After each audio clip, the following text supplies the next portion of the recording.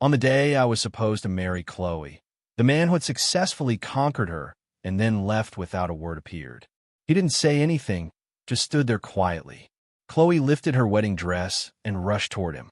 What kind of wedding crasher doesn't even say, "Come with me"? Watching their retreating figures, I almost burst out laughing. Perfect. I finally didn't have to marry that antisocial psychopath. Chloe was my childhood friend, and I was the one who accompanied her through her most painful 5 years. Back then, she had fallen in love with the conqueror, Ryan. But after Ryan succeeded in his conquest, he just left without looking back. She chased after him, calling his name over and over, begging him not to leave, her voice raw with tears, but he never turned around once. After he left, she couldn't eat or sleep, crying constantly. She, who never touched alcohol, started drinking until she had stomach bleeding. I took care of her without rest, helping her slowly recover for 5 whole years until she finally agreed to marry me. But at the wedding, just as we were about to exchange rings, the vanished Ryan appeared again. He said nothing, did nothing, just stood there. Chloe went crazy, threw down the ring, and ran to him desperately, rushing into his arms, her hands holding him tightly as if afraid he would disappear again. Ryan curved his lips into a smile, giving me a triumphant look as if to say, "See, Ethan, a first love doesn't need to do anything. Just stand there quietly and can easily win over your 1,800 days and nights of dedication." The guests were in an uproar. Chloe's father was so angry he threw his cane at Ryan. "You bastard!" Chloe shielded him, her forehead split open and bleeding profusely. Ryan touched her face tenderly. "So stupid. What would happen if a grown man like me took a hit? Why are you blocking for me?" She held his hand, brazenly interlocking their fingers, mumbling in protest, "You're the stupid one. What kind of wedding crasher doesn't even say, 'Come with me'?" Her tears flowed as she looked at him pitifully. "Ryan, do you still want me?" He smiled gently, every word sincere. "Of course, I said you're my little princess. That will always be true." Chloe's father nearly fainted from anger, but no one could stop them as they walked forward hand in hand without looking back. Ryan turned back to look at me triumphantly, smiling contemptuously, his lips moving silently, telling me something. "I told you I could win against you this time, too." Yes, he had come to find me last night. He examined the wedding ring on my hand, chuckling. "Ethan, this pair of wedding rings was specially designed by her for our wedding back then." I didn't refute him because he was right. The ring size was his. It was loose on me, and even the names engraved inside were theirs.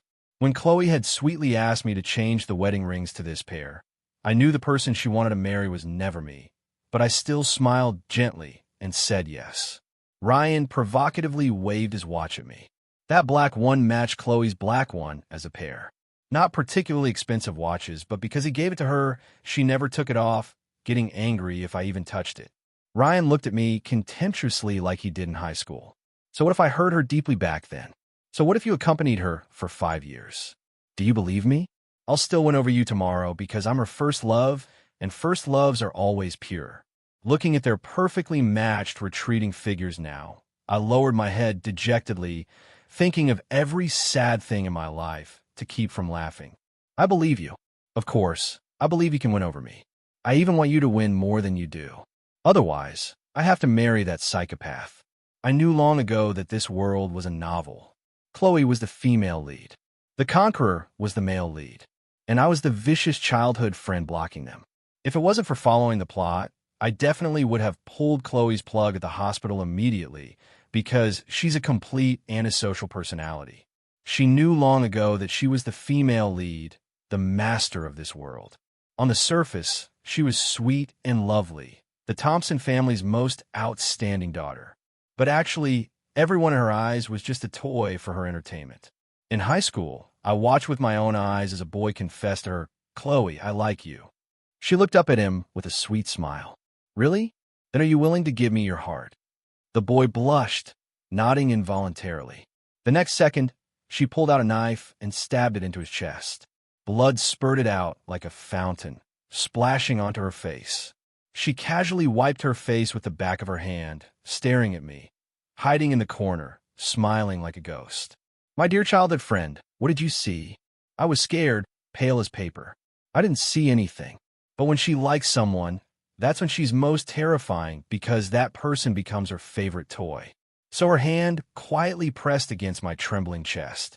Then she stood on tiptoe and whispered in my ear like a snake hissing, "Don't worry. I like you so much. I couldn't bear to kill you just like that." She was indeed very good to me then, obedient and compliant. She was the high and mighty Thompson family princess, while I was just her family driver's son.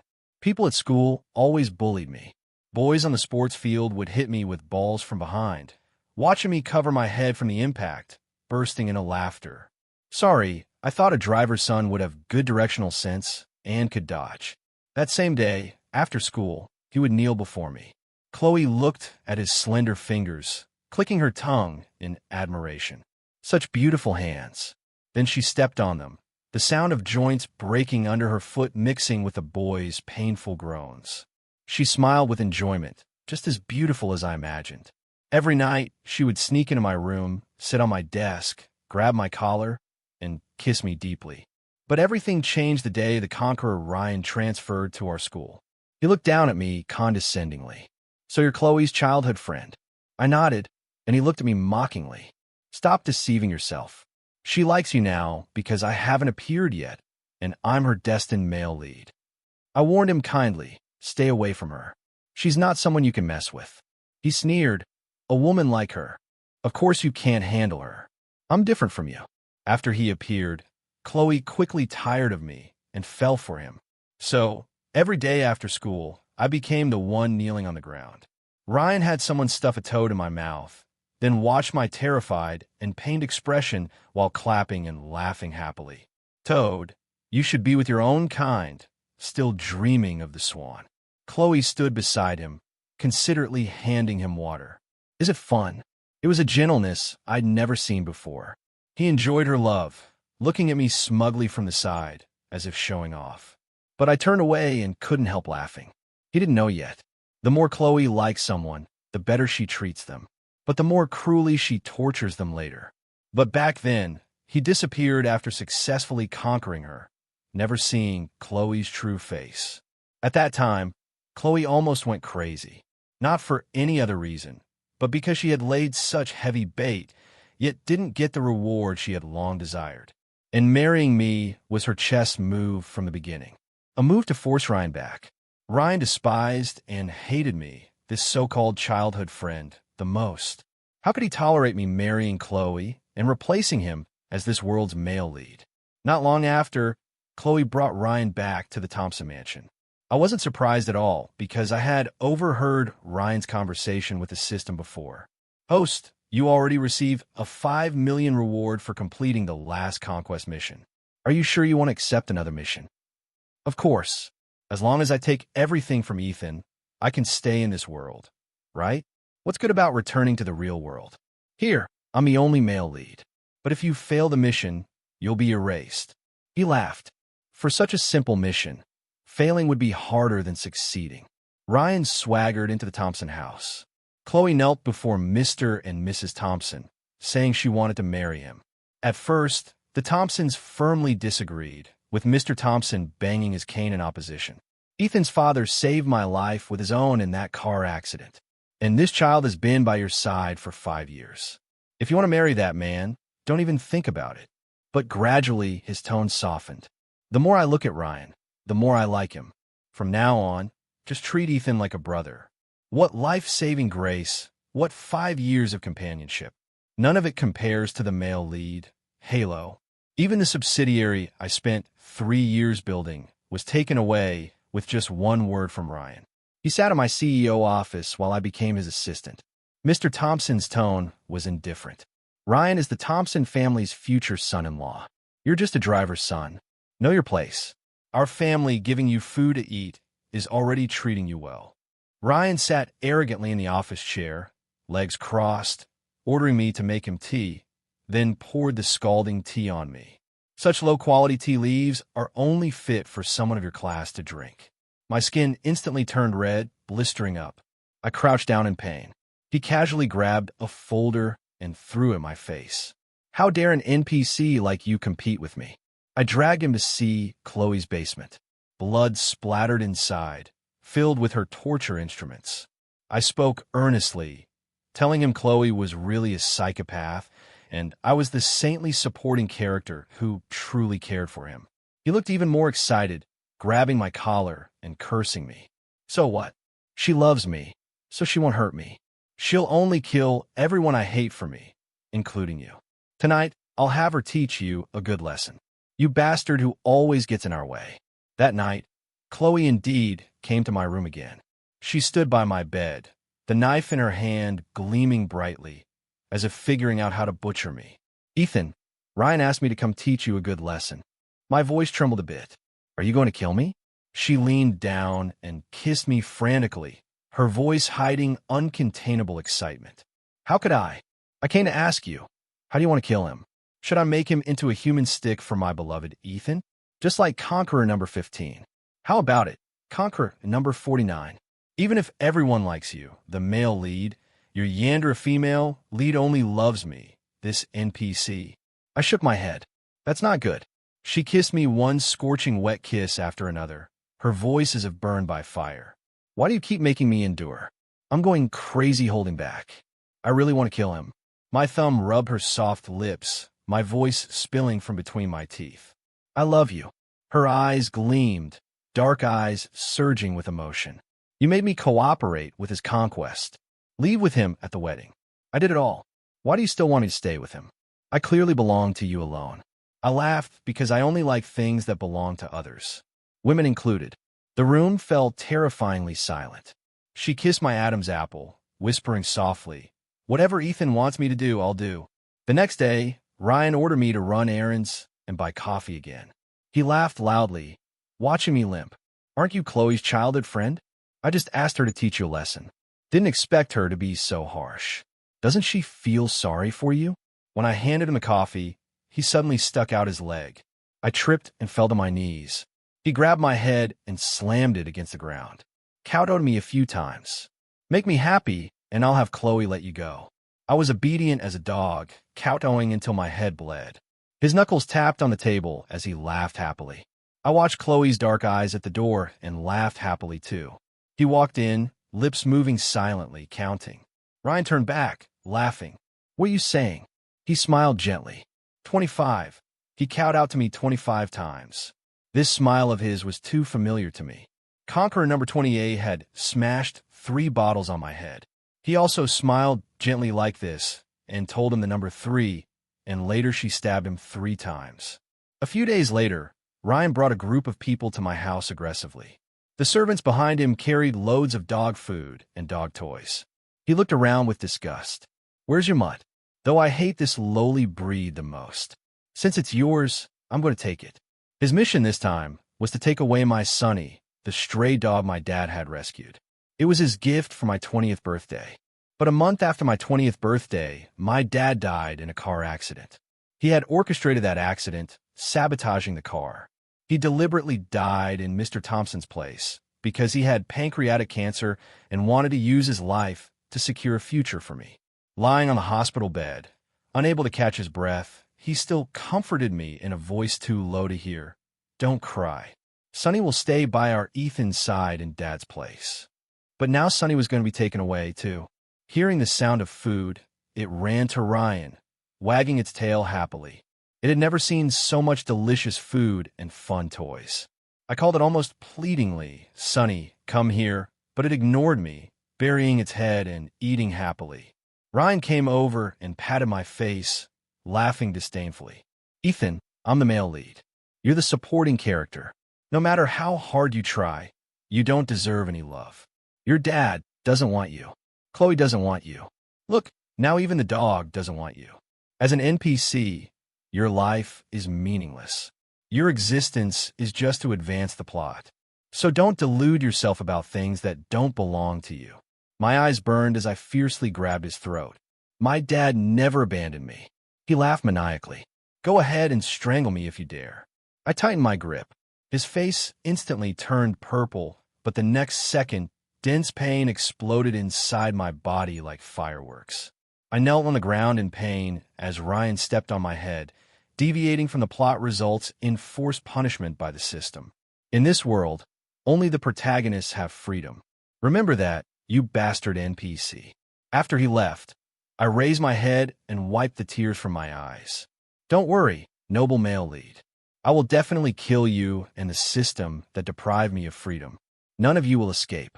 Sunny quickly forgot about me, no longer running to me, happily wagging its tail when it saw me. But I didn't care. NPCs are just machines receiving instructions from the system and acting, playing out scene after scene, arranged by the system. We have no right to resist. We're born to be unfavored characters. Ryan let go of the leash, squatted down, and patted Sunny's head, pointing at me with a cigarette provocatively. Go bite him. As soon as he finished speaking, Sunny charged at me. I couldn't resist, closing my eyes in despair. But the imagined pain never came. I opened my eyes to see Sunny standing quietly in front of me. Its eyes were wet, as if it had been through a heavy rain. Ryan was furious, his voice breaking. Stupid dog, what are you doing? I told you to bite him. I'm your master. Sunny didn't move, silently looking at me, then lowered its head and licked my hand like it had licked my hand thousands of times over the past 5 years. This was how it expressed love. It turned and ran toward Ryan like it was crazy. Ryan's scream rang out because it had bitten his calf hard. Bright red blood rolled down like broken pearls. He frantically hit it. Crazy dog, are you insane? How dare you bite me? Tears surged out, almost drowning me. It wasn't crazy. It was defying the system to protect me. It was keeping its promise to Dad. Sunny soon whimpered and convulsed, being forcibly punished by the system. Ryan took the chance to grab its leg and smashed its head hard on the ground with a crack. I hurried over to hold it. Blood seeped from the corner of its mouth. It had already died. Ryan looked at us contemptuously. An NPC is still an NPC, even with awakened consciousness. See, this is what happens when you hurt the protagonist. He patted my face with a smile. Ethan, this is just the appetizer. The real fun is yet to come. I held Sunny's corpse from dawn to dusk. Its warmth leaked out bit by bit through my fingers until it was cold as ice, cold into my heart. Chloe ran over like crazy and hugged me. Her eyes tinged with blood, her voice cold and hoarse. I'll find someone to kill him right now. Chop off his hands and feed them to dogs. I bit her shoulder blade hard, the taste of blood spreading in my mouth. No, even if you dismember him, there will be endless new conquerors coming. His death alone isn't enough. I want him and the system behind him to die together. I slowly pulled out a smile. Besides, what's fun about killing him like this? He's right. The real fun is yet to come. I pried open Sunny's closed eyes bit by bit. Sunny, you must watch carefully how I send these people who killed you to hell. Chloe treated Ryan better and better, and he liked her more and more. She just cooked me a meal, and he went crazy with jealousy, viciously smashing plates and bowls. She never goes in the kitchen, yet she cooks for you. You bastard. If you dare make her look at you again, this is what will happen to you. I shook like a leaf in fear. But after he left, I laughed happily. He had finally fallen in love with her. Not just to completely take her away from me, but truly fallen in love with her. Every failed conquest causes massive energy loss to the system. This otherworldly energy. The more the plot progresses, the greater the loss. So the system fears conquest failure more than the conquerors. I heard the system remind Ryan, Host, the system has detected some abnormalities in the female lead. He was anxious. Does she like Ethan again? The system replied, I haven't detected the specific issue yet. Reminding you again, if this mission fails, you will be completely erased, unable to exist in any form in any space. You have one last chance now to choose to terminate the mission and return to the real world. Do you choose to terminate the mission? Ryan was silent for a long time, saying he needed time to consider. The next day, Chloe had prepared a whole table of dishes waiting for him to come home from work. These are all your favorite dishes. Back then, I couldn't do any housework and always threw tantrums at you. In the 5 years you were gone, I learned everything. Ryan, whatever you want to eat in the future, I'll make for you. I'll be good and listen. Just don't leave me again, okay? Before she finished speaking, Ryan emotionally pulled her into his arms. Silly girl. Then he jealously questioned, then why does Ethan get some too? Chloe picked up a piece of sweet and sour pork and fed it to him, smiling helplessly. Didn't you say you love the sweet and sour pork your mom made most? I could never get the taste right, so I had Ethan help me taste test. Try it quickly. Is the taste right this time? He laughed knowingly, looking at her smugly. Right. He's only good for taste testing for me. That night, I heard him excitedly tell the system, I want to stay here for Chloe. Be her male lead. And his female lead was pressed against the wall by me. That night, I kissed her until her legs went weak. Her arms around my neck were burning hot, her voice as if scorched by fire. Ethan, say you love me.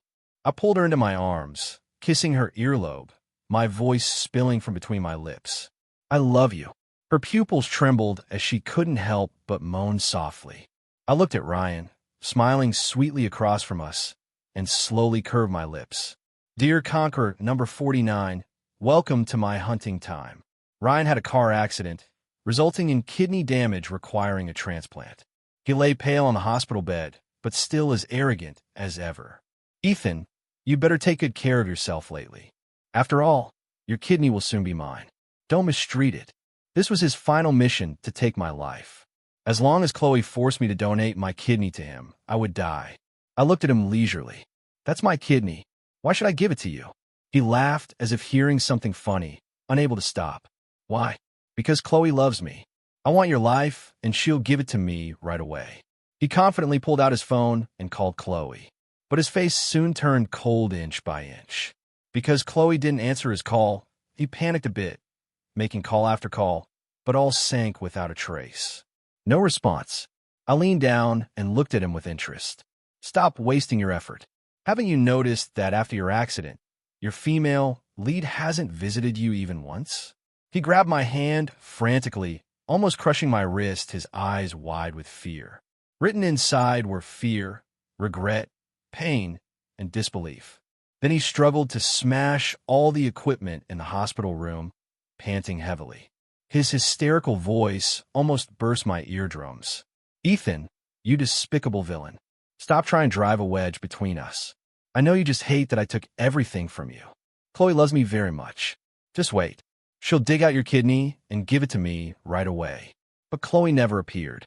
The one who came to the hospital every day to accompany him was me, because his painful appearance really excited me. A week later, he finally couldn't take it anymore. He crawled on the ground like a dog, grabbing my pant leg and begging me, Ethan, please let me see her. His eyes were dull and lifeless, disheveled like an abandoned dog. I really liked this desperate and pitiful look of his. So I seriously admired it for a long time before smiling and saying, okay, I'll take you to see her. I brought him to Chloe's basement. Bloodstains crawled all over the walls. The smell of blood was overwhelming. He started dry heaving as soon as he entered. I politely apologized to him. Sorry, she has bad habits. Always likes to not clean up after killing people. I led him forward, enthusiastically introducing this dried corpse as Conqueror number 28. He always liked to burn me with cigarette butts, so we made him into a smoked dried corpse. We thought he would like this way of dying. The jar on the front, left, contains Conqueror number 15. He wanted to sell me to Myanmar, so Chloe had someone make him into a human stick. She said this was Myanmar's specialty.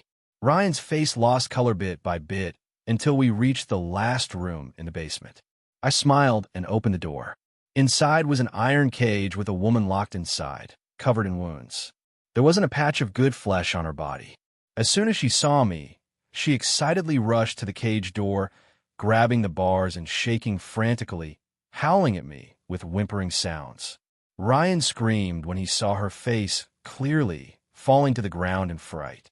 His pointing hand trembling. Why does she look exactly like Chloe? I considerately helped him up, my respected male lead. Because this is your real female lead. The one you fell in love with is the fake Chloe, the system exclaimed in a low voice. So, this is where the female lead's problem was. She was switched. Ryan turned to run, but was knocked out by a stick after just 2 steps.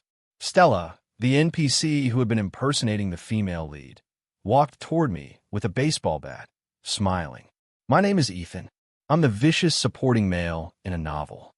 The female lead, Chloe, told me this. That year, I was 22, the most devoted admirer of my childhood friend, Chloe.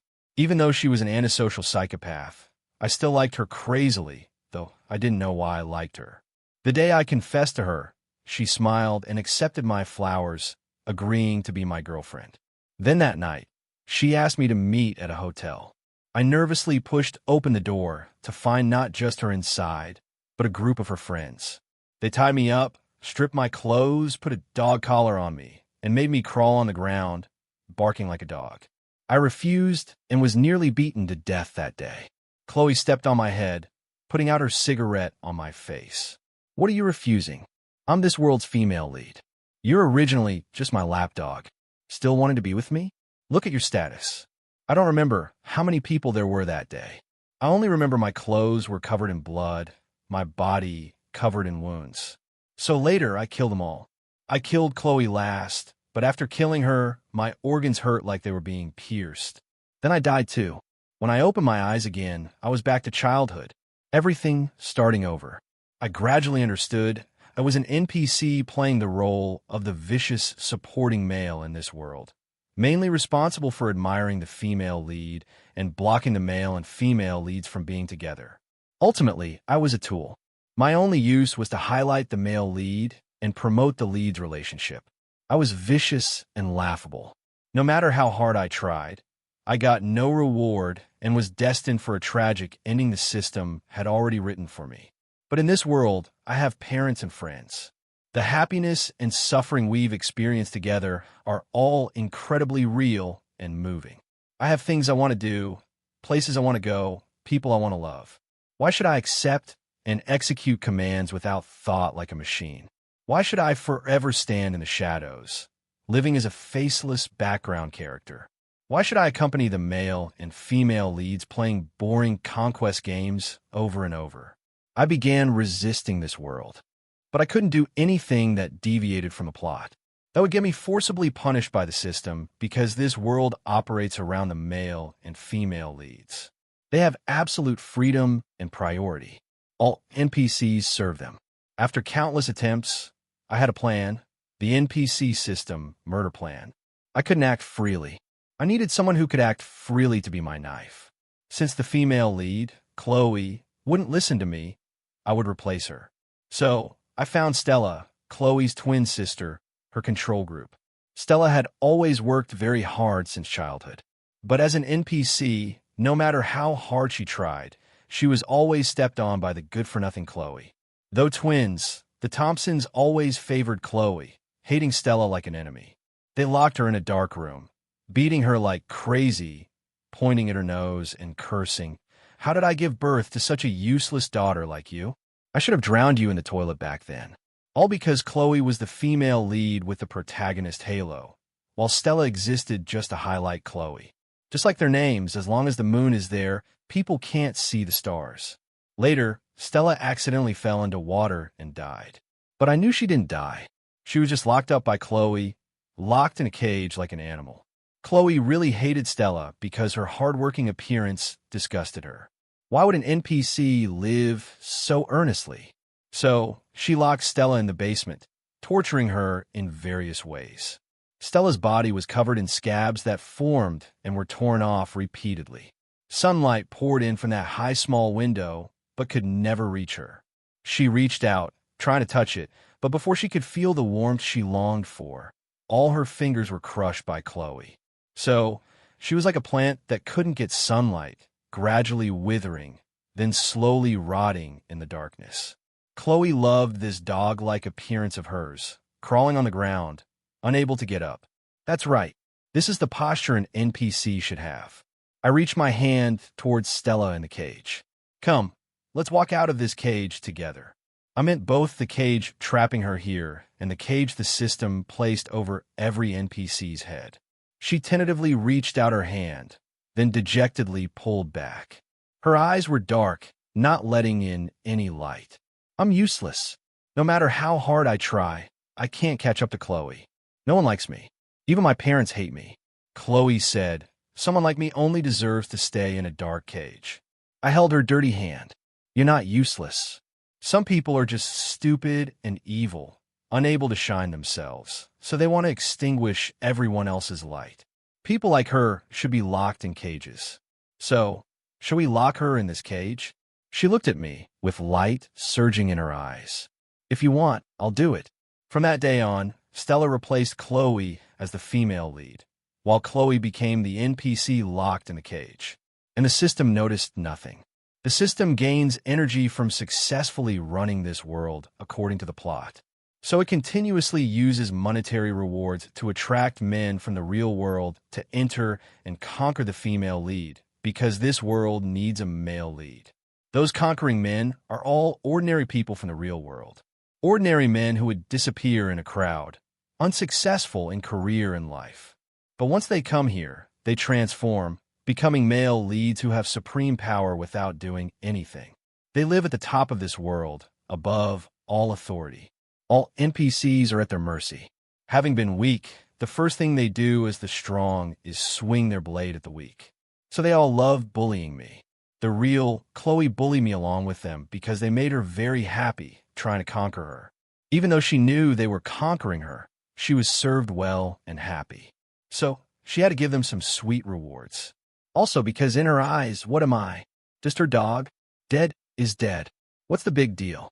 But Stella is different. She says she's my dog. Even though she's already become the female lead, the master of this world, she's still willingly my dog forever, this NPC's dog. Every conquest failure depletes the system's energy. The more the plot progresses, the more last-minute failures deplete it. So we had to follow the plot, deplete its energy. So I was humiliated and tortured by 48 conquerors in turn. Then Stella killed them one by one, making them suffer 1,000 times what I'd suffered. But after 48 times, we still couldn't successfully kill the system. So the 49th time, I had Stella cooperate with Ryan's conquest, then lure him back to take on a second mission. Because if Ryan succeeds in his second mission, entering the world, he successfully unlocks a hidden plot. He can stay here forever as the male lead, and the system will receive a huge energy source as a reward, endless from then on. But if he fails, he'll be erased, and the system's energy will be depleted. It will completely lose control of this world. This is a huge gamble. Everyone at the table is betting. Ryan woke up to find himself tightly bound, struggling like crazy. Someone was sharpening a knife in the next room. The swish sound seemed to come not from the room, but from hell itself. Stella swung on a swing as I pushed her from behind. Her white dress hem swayed. There were some blood stains on it, like roses blooming in the dark night. I smiled happily at Ryan. You're awake. My smile was so handsome, but he cried in fear. What? I clearly already succeeded in the conquest. Even if she's not the female lead, her love value for me was clearly already full. She should love me very much. The knife sharpening in the next room didn't stop. It even got louder. Stella jumped off the swing, tenderly touching his trembling face. Because your system is too stupid, it judges my love value based on my actions. But my real love value for you has always been negative. Do you know what sustained me in acting with you? His hair was messy as a bird's nest, big tears rolling from his swollen eyes. I took Stella's hand, smiling pleasantly. That's butchering you. You're right. First loves are always pure. But unfortunately, I'm her first love. Ryan called for the system like crazy. System. Force punishment. Quick force punishment. The NPC wants to hurt the protagonist. An electronic voice sounded. Useless host. Your mission has already failed. You'll be erased soon. My energy is also nearly depleted. I've already lost control of this world. He sighed in disbelief. How is it possible? How could you two NPCs with nothing win against me? My voice mixed with the swish of knife sharpening carried far away by the wind. Because you only see the surface. That's why you can't hear the roar from every NPC's heart that could shatter the heavens. That's our roar for freedom. Stella curved her lips triumphantly, sitting back on the swing, swinging higher and farther each time. Free as the wind. The knife in the next room was sharp and very bright, bright enough to reflect a person's shadow.